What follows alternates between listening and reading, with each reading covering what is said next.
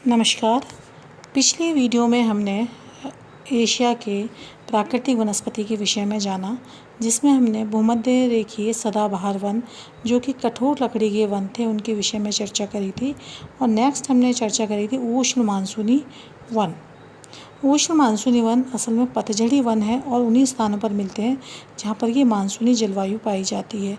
इसमें मुख्यतः वर्षा के अनुसार इनका विभाजन पाया गया है। जहाँ पर औसत वर्षा 25 सेंटीमीटर से कम है, वहाँ पर वनस्पति का पूर्ण अभाव पाया गया है। नेक्स्ट हम बात करेंगे आज शीतोष्ण मानसूनी पतझड़ वन की। एशिया महाद्वीप के समशीतोष्ण भागों में शीतोष्ण मानसूनी जलवायु वाले प्रदेशों में, जिनमें उत्तरी चीन, मंचूरिया, कोरिया, जापान आदि शामिल हैं, ऐसे क्षेत्रों में शीतोष्ण मानसूनी पतझड़ वन पाए जाते हैं।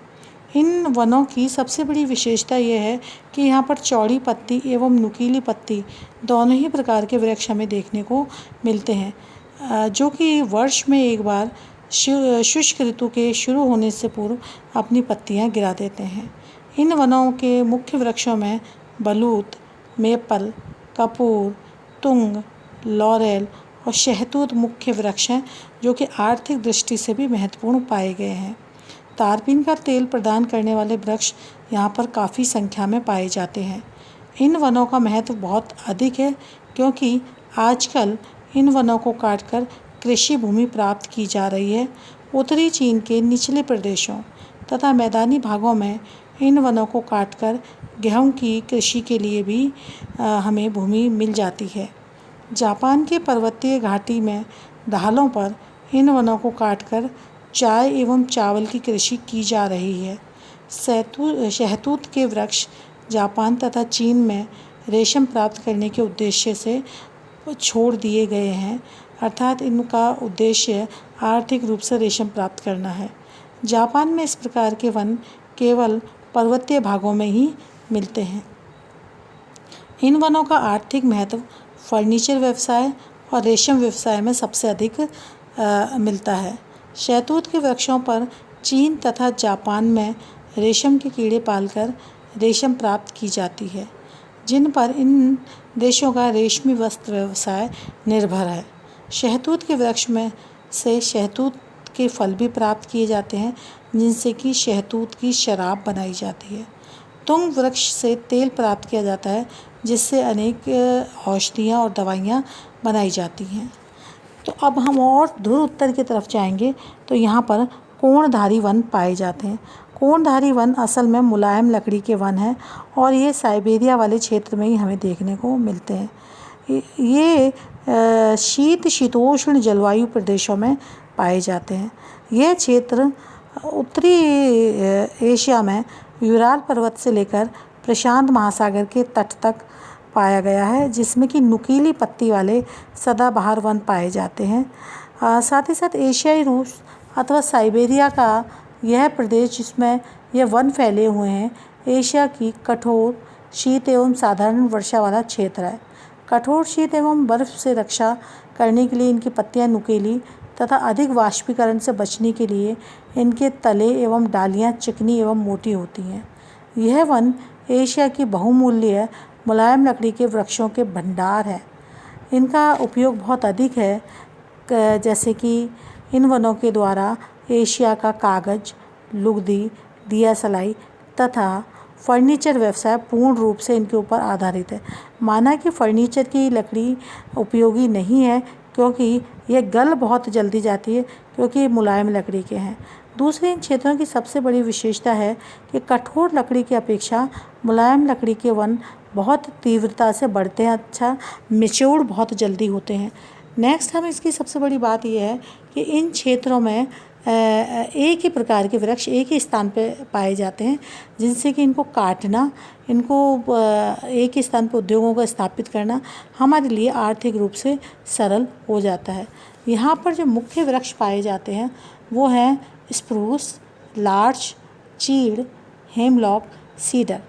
इस क्षेत्रों के अलावा ये 1500 मीटर की ऊंचाई पर भी हमें देखने को मिलते हैं। जहाँ पर कि पर्वतीय क्षेत्रों पर ऊंचाई अधिक है, वहाँ पर भी इस प्रकार के हमें वनस्पति देखने को मिलती है। दलदली भाग एवं जनसंख्या की कमी के कारण इन वनों का उपयोग अधिक नहीं हो पाया, परंतु वर्तमान में ये यातायात के साधनों के तीव्र विकास के बाद इनकी उपयोगिता बढ़ती जा रही है। इन वनों में दैनिक यूज़ में आने वाले अनेक महत्वपूर्ण वस्तुएं जैसे प्लाईवुड, तारपीन का तेल, बिरोजा आदि प्राप्त किए जाते हैं। कागज़ तथा लुगदी का व्यवसाय पूर्णतः इन्हीं वनों पर निर्भर है। अब हम और इस तरफ आते भूमध्य सागर की तरफ। यहाँ पर हमारा एशिया का क्षेत्र बहुत कम है, क्योंकि भूमध्य सागर से एशियाई देशों की निकटता कम है। तो इसमें जो मुख्य देश आते हैं वो आते हैं Syria, Turkey, Jordan, Israel, Lebanon तथा साइप्रस इसके अंतर्गत आते हैं। हम ये कह सकते हैं कि दक्षिण पश्चिमी एशिया के भूमध्य सागरीय जलवायु वाले प्रदेशों के क्षेत्र इसके अंतर्गत पाए गए हैं, जहाँ पर कि शीत ऋतु में बारिश होती है। इराक तथा ईरान के कुछ भाग भी इस प्रकार की वनस्पति अपने में समेटे हुए हैं। शुष्क गर्मी एवं वाष्पीकरण से बचने के लिए इन वृक्षों की पत्तियाँ चिकनी, छालें मोटी, तना गठीला, डालियाँ कटीली एवं जड़ें लंबी होती हैं।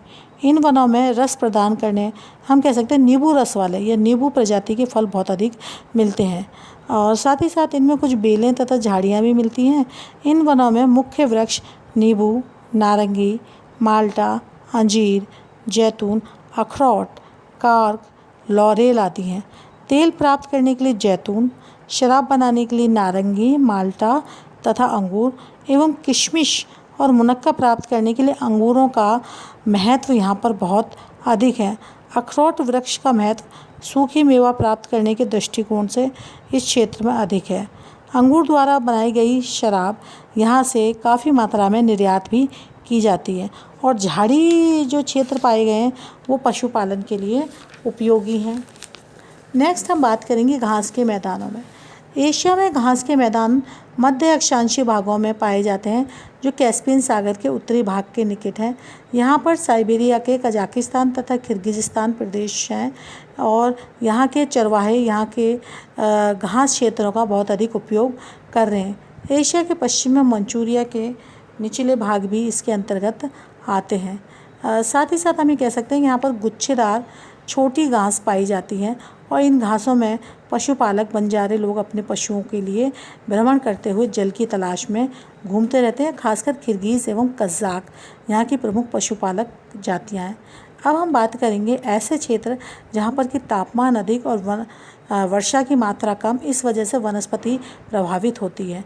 ऐसे क्षेत्रों को हम मरुस्थलीय वनस्पति कहते हैं, जिनमें कि मुख्यतः उष्ण मरुस्थलीय वनस्पति है। यह दक्षिण पश्चिमी एशिया में मिलती है। शीतोष्ण मरुस्थलीय वनस्पति और शीत मरुस्थलीय वनस्पति।